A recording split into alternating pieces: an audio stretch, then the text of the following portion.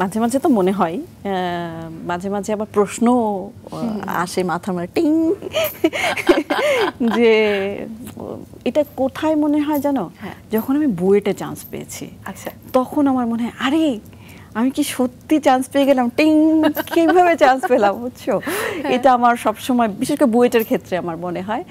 আর আরেকটা হচ্ছে যে অন্য যেগুলোর কথা বললে, বিশেষ করে তোমার চলচ্চিত্রের কথা, তারপরে মঞ্চের কথা বা নাটকের কথা যেগুলো বলে, এগুলো তো টিম ওয়ার্ক, তো এগুলো আসলে আমার একার উপরে অনেকখানি নির্ভর করে না।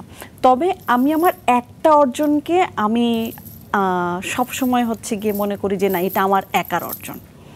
সেটা হচ্ছে কি আমার মাস্টার্সে আমার মানে রেজাল্ট এবং সেটার সাথে যেসব পুরস্কারগুলো, আমি আবার সব পুরস্কার নিয়ে আসছি, বুঝছো, কাউকে কোনো পুরস্কার নিতে দিইনি, সব অ্যাওয়ার্ড নিয়ে আসছি একদম কাঁচাই খুচায়।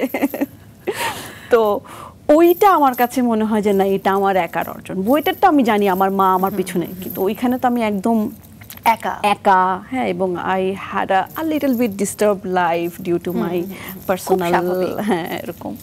তো বাট ওই যে অ্যাচিভমেন্টটা, ওইটা আমার কাছে মনে হয় যে না, এটা আমার জেদ, এটা আমার পরিশ্রম, এটা আমার সফলতা।